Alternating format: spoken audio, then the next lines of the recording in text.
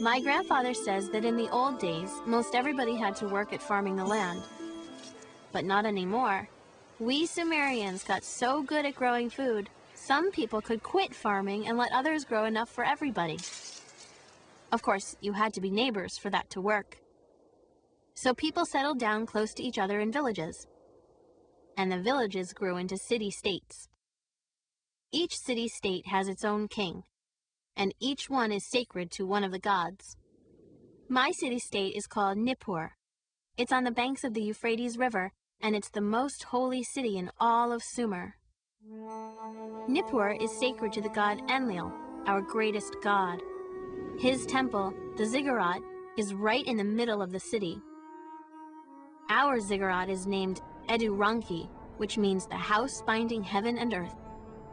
The ziggurat is a huge square building, sort of like a pyramid. It's made of several layers, or stories. As you go higher up, each story is smaller than the one below. The very top story is the temple, where the god lives. Around the ziggurat are houses where the wealthy people live, like priests and merchants, for instance. They live in two-story houses. Further away from the temple are one-story houses where shopkeepers and craftspeople live. And beyond them live the farmers and fishermen. All the land outside the city belongs to the city-state too, but most people live inside the city walls.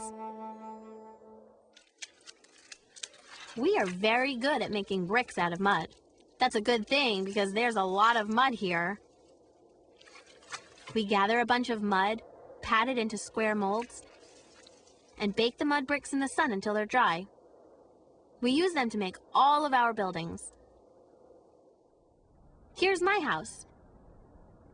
My family lives in one of the two-story houses close to the ziggurat. That's because my dad works for the king. My mom runs the house. Our slaves do the actual work, but my mom supervises them. They prepare meals, keep the house clean, and do other household chores. Mother also weaves beautiful cloth to make clothing. Her cloth is made of fine wool from our own sheep. She sells a lot of it to the traders' caravans.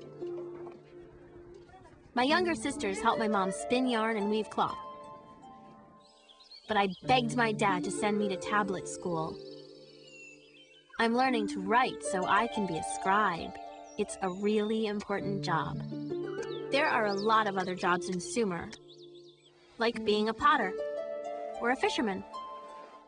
Some people grind grain into flour and brew beer. Some are traders, and some just play music. Hey, that wouldn't be so bad. But it would be bad to be a slave.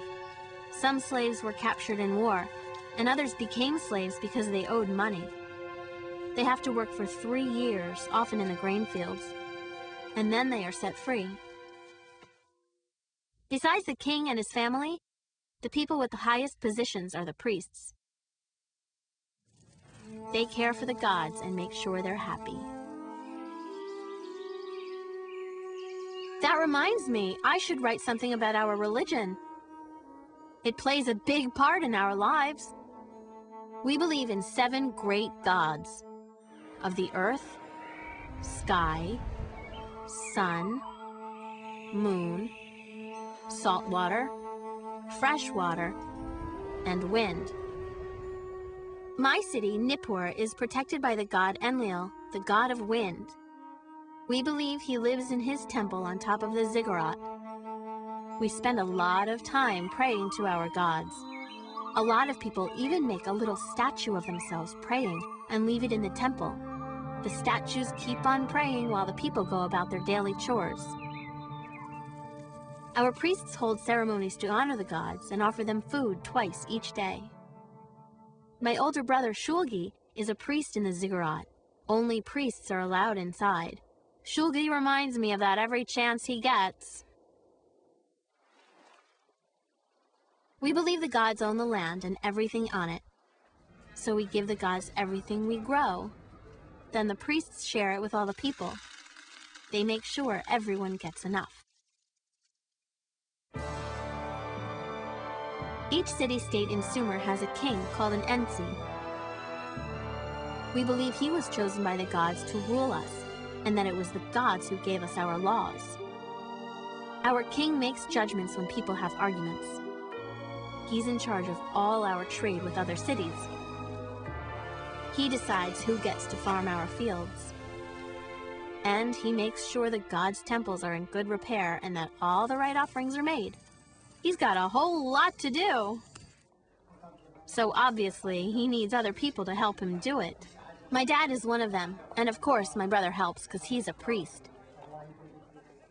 Maybe I'll work there too when I'm older. Scribes keep records on clay tablets of everything that happens each year. The king and the priests all work in the ziggurat. It's full of offices and workrooms and storage spaces. To support the king and the priests, our people pay taxes throughout the year. Usually, it's something like a couple of sheep or bags of grain. But there are taxes on almost everything. We get taxed on the livestock we own and on the fish we catch. We even get taxed on our funerals. In our city, every man who is head of a household has to pay a tax called the burden. It's not the usual kind of tax. It's time, not goods. The men have to spend time working for the government, doing things that help or protect the city. For example, my uncle helped to harvest the barley crop. Other men have to go dig out the irrigation ditches to keep them clear. Our neighbor sent one of his slaves to do his work. My dad says you're not supposed to, but people do it if they can afford it. All the taxes go to the king. They pay for our army, which is pretty expensive, and also for repairs and improvements to our city. My grandfather always says, there are priests and there are kings, but the taxman is the one you should be afraid of. Well, that's my journal entry for today. I think it's a pretty good picture of who we Sumerians are and how we live.